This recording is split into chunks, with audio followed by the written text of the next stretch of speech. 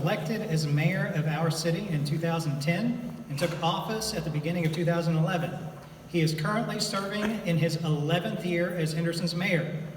Steve spent many years as the publisher and general manager of our local daily newspaper, The Gleaner. He also oversaw operations at the Union County Advocate, Gleaner Web Printing, and Audubon Printing before retiring after a 42-year career. Steve married the former Pam Barron, another lifelong resident of Henderson and retired RN. They have 3 grown daughters and have been blessed with 6 grandkids. Please help give a warm Rotary welcome to my friend and our mayor, Steve Austin.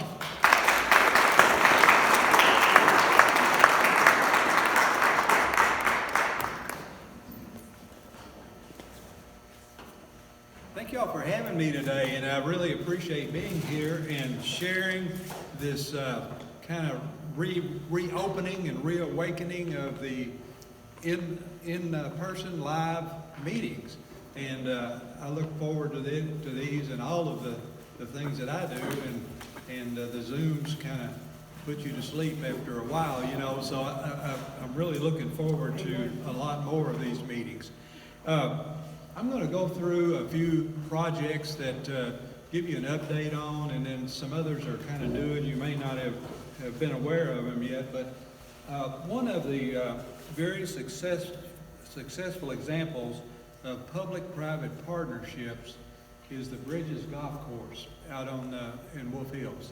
And you know, we made a partnership with a group of guys to run that operation and to manage it. And the city owns the property, but they run the golf course, and it has been extremely successful.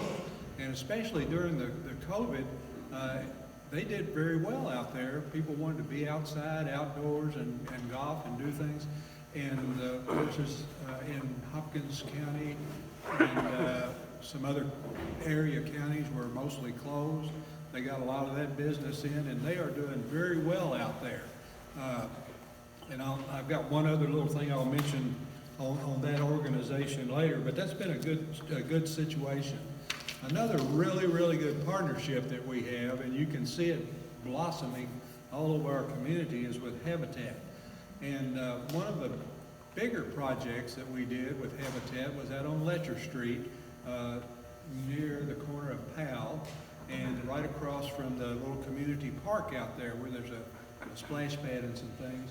And we partnered with Habitat with 3 lots out there that they put 3 new homeowners into a home with their kids that was very special. And so that was a special part. The other special part was it really beautified that area. Habitat used a little different floor plan, a little different beautification plan for these 3 houses because they would fit the lots. And it just really turned out to be a nice thing. And we were just at Habitat last week over on Cumnock Street. And they gave the family the keys to their house on Cumnock Street, a lady and 3 kids. And so, you know, it's a pretty special organization, and they do a tremendous job in our community. And I'm very, very proud of Habitat and what they do. And when we're kind of on the area of housing, we have a new housing opportunity at the old Audubon School, which is now Audubon School's apartment. I hope if you haven't been out that way, it's on Clay Street near Letcher, and it is a very spectacular building, and inside is great. And it's going to be nice for senior citizens. They've got 2-bedroom apartments, 1-bedroom apartment. They make them affordable for people.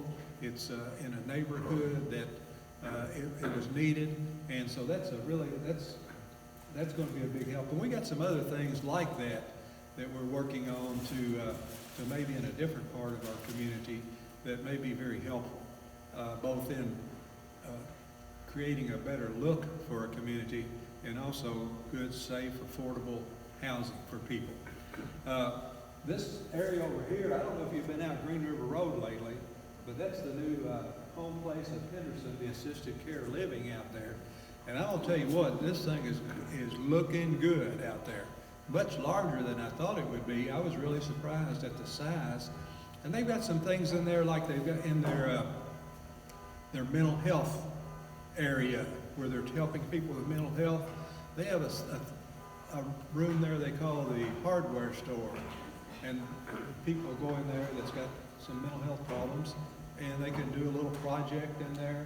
They've got one called the sporting goods store, and they can go in there and they can play pool. It's very neat, very unique, and the people that are managing that, which a lot of you folks know, are really have put some thought in it, and it's going to be a big asset for our community.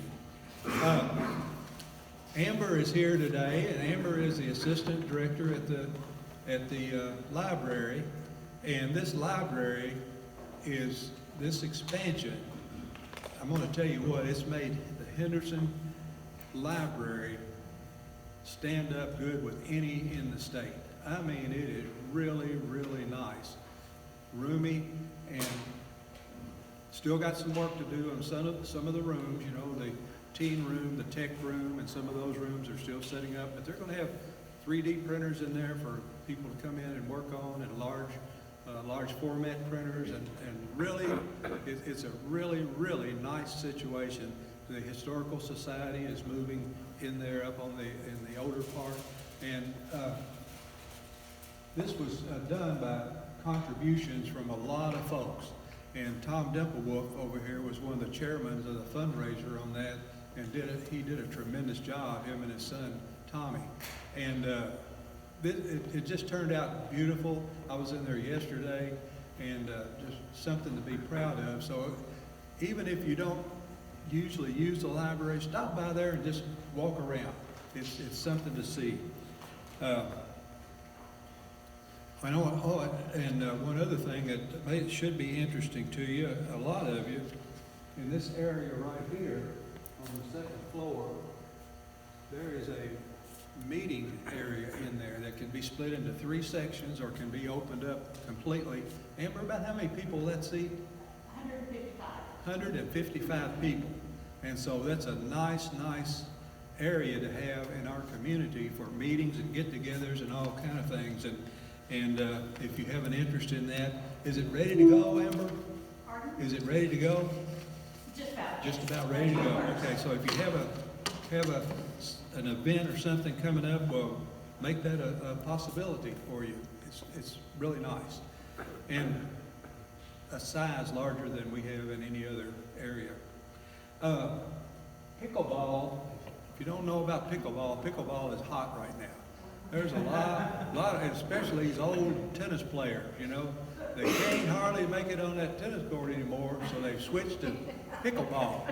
And it's a pretty good game, pretty quick game and all, but it's on a much smaller court. And the city, along with a partnership with some of these pickleball players, have put in 3 courts at the community park out on Outer Madison Street, and 3 at the golf course out at the Bridges Golf Course, at an old tennis court they had out there that nobody was using. Reconditioned it and put it all together, and they're getting a lot of play. And so pickleball's on the move, and I think it's a good sport, and I think that people will be, I think there'll be more people getting into pickleball as they understand it. I think that, Dr. Watkins, are you giving instructions on pickleball?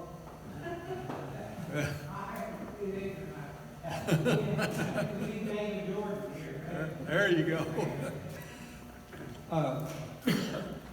You know, a couple of years ago, the city partnered with a lot of community groups, and we did a mural down on 2nd Street between Main and Elm, and right there at called the Perch.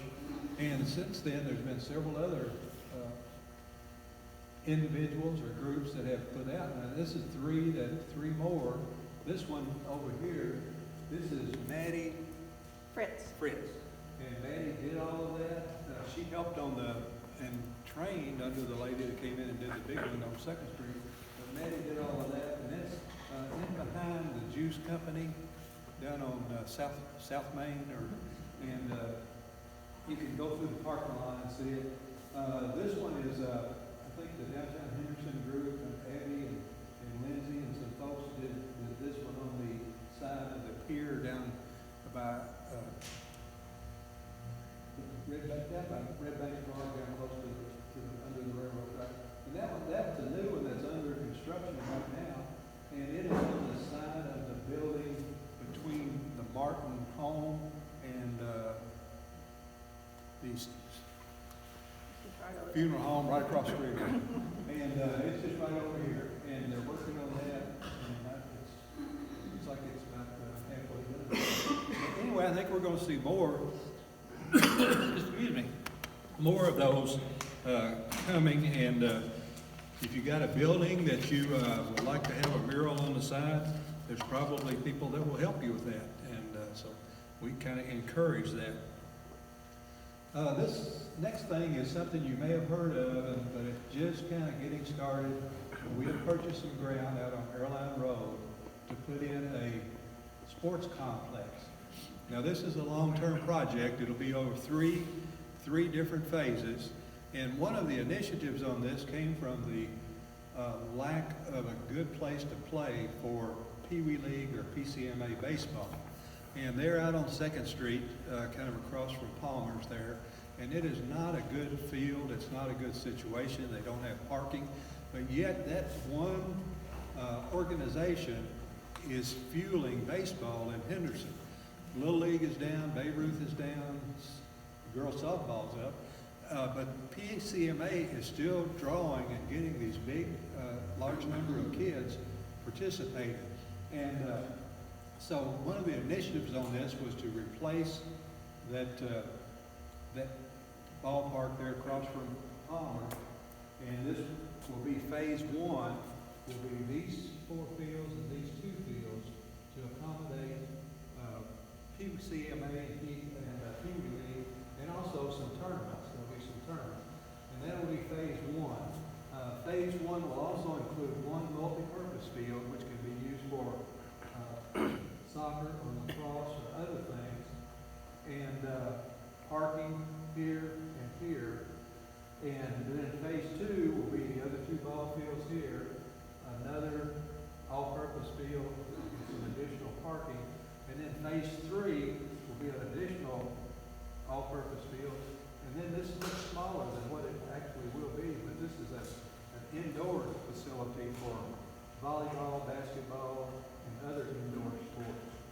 And so that will all be, I imagine it's a 5-year plan, something like that.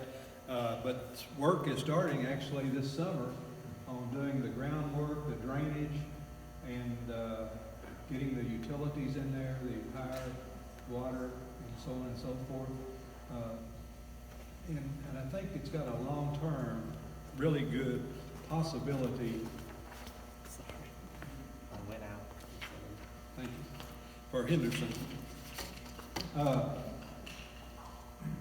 Boys and Girls Club. You know, Boys and Girls Club they've been very fortunate in being able to use Community Baptist Church, and but they're limited. They're limited on size. They're limited on the number of people they can handle.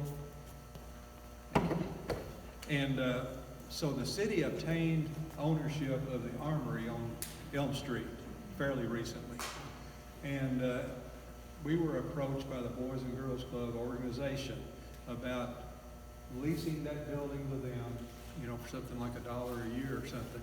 And they will go in or their plan and dream is to go in and remodel that building and fix it up and use it as a permanent site for the Boys and Girls Club. Right now they have a couple of hundred kids that they can serve out of Community Baptist, and this will allow them to serve probably 500 kids once everything is developed. And so we think that's going to be a pretty good use for that property. It's a nice property. The building has to have quite a bit done to it, but they are having a capital campaign and have plans to upgrade that building and make it right.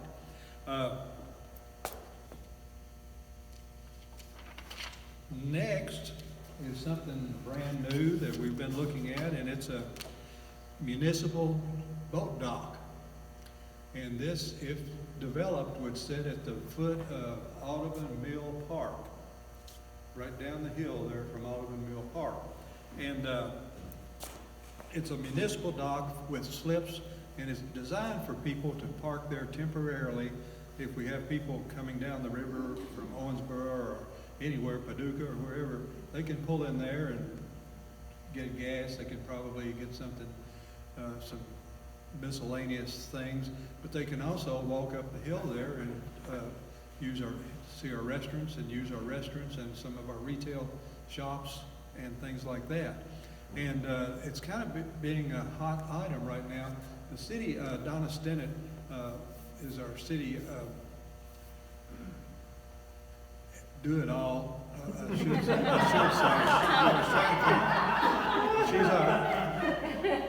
say. She gets put into a lot of different programs and projects, but one of the things she's working on is online surveys. And we had an online survey, Donna did an online survey about, would this be used, is it useful, is it worth the effort, and so on and so forth. And we had over 500 responses, and I was really surprised at the number of responses we got, and I was really surprised at the support that there was for something like this. So anyway, we're moving that along, and I think we have applied for a grant. Not right? yet, but We're applying for a working grant. toward that. Yeah, and so that, it's gonna, we get these grants, good chance it'll happen. We have had continued questions and continued requests for a farmer's market downtown. And, we have a really good farmer's market out at the fairgrounds, but people like to have a farmer's market downtown, and we've just had a lot of people ask for that. Well, the Jenkins family that had bought the old Dollar General store and are remodeling that, and they'll have some retail business in that and some other things upstairs probably. They also bought that lot on the corner where the bank had a drive-through.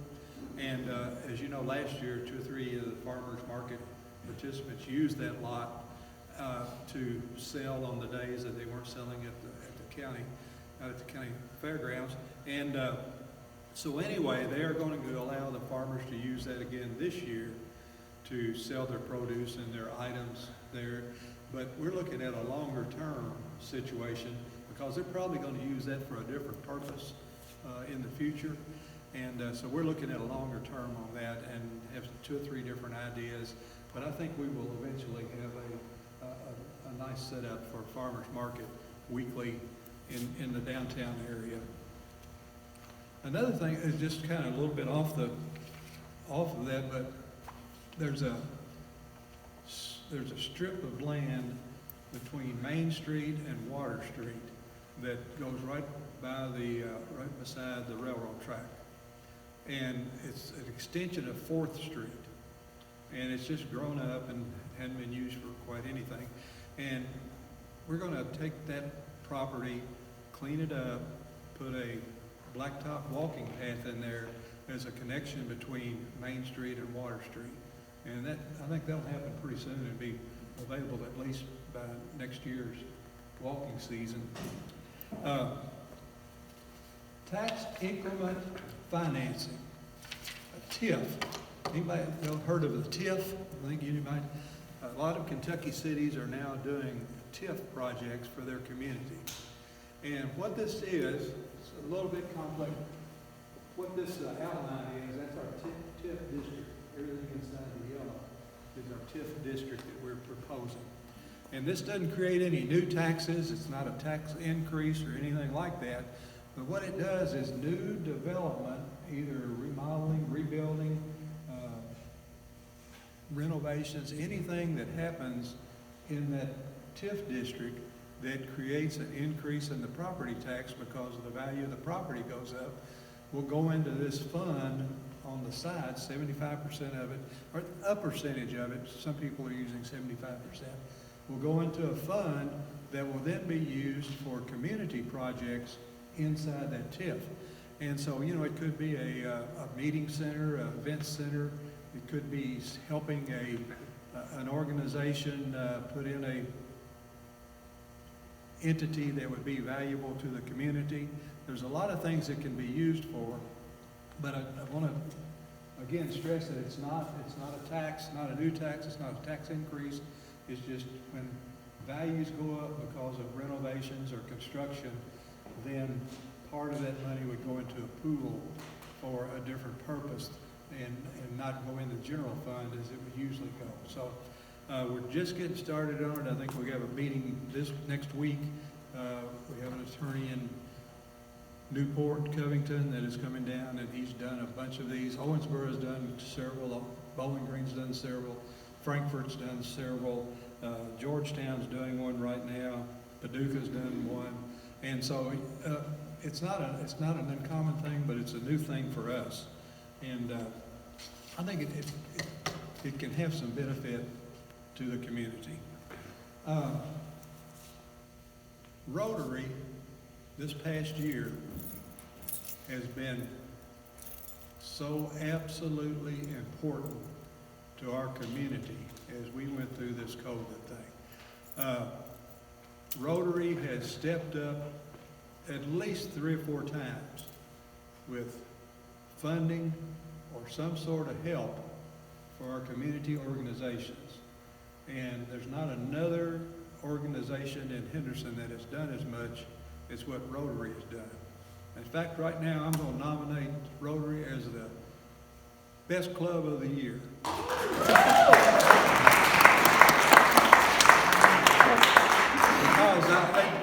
I mean, really and truly, we happen to work with Dawn Kelsey. Dawn is a very good partner in the city of Henderson. You know, was Dawn the president last year?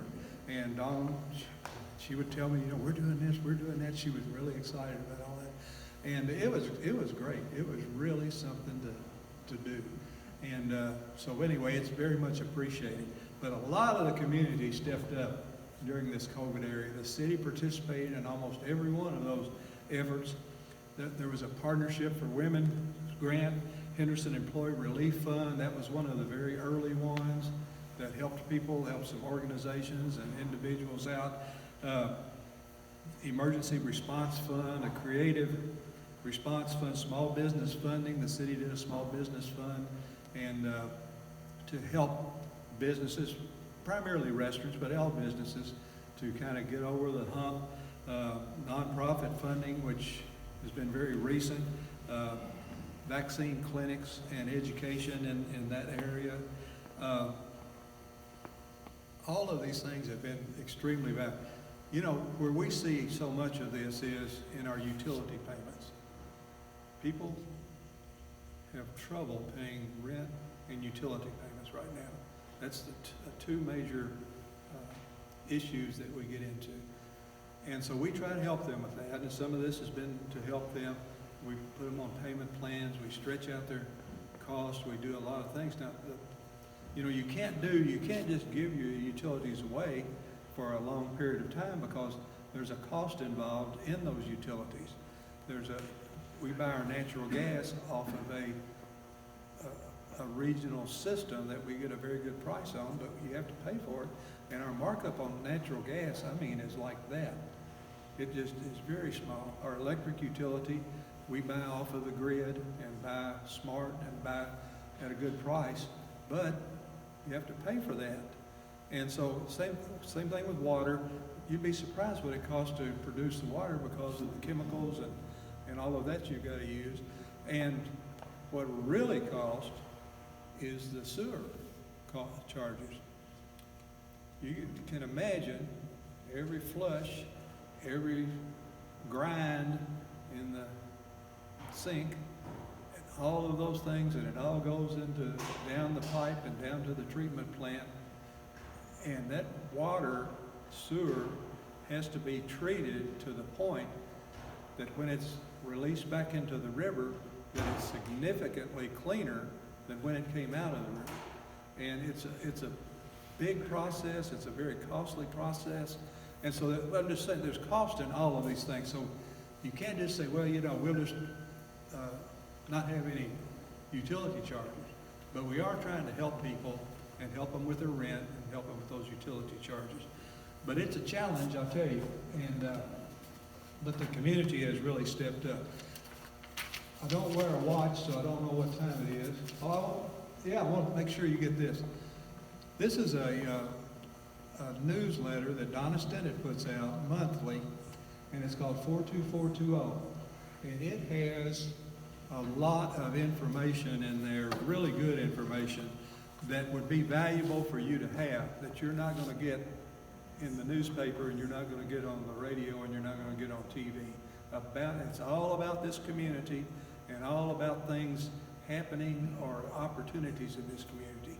So I would advise you to sign up for this at the City of Henderson, KY.org, and Don, I'll make sure you get on the list, and every time one of those things comes out, you'll get it. We have a lot of people that are already taking it, but we have a lot of people too that don't know about that. But it is very, very interesting.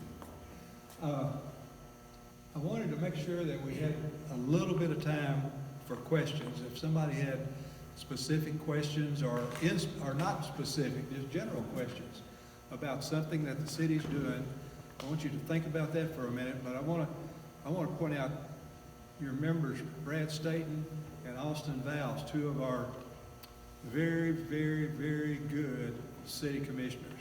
And they are on our team and our partners, and we all work together as a very good group. Rodney Thomas is also on our commission, and Robert Pruitt. But these two guys are special. I'll tell you, they're very good, and we appreciate their work and their insight and their assistance.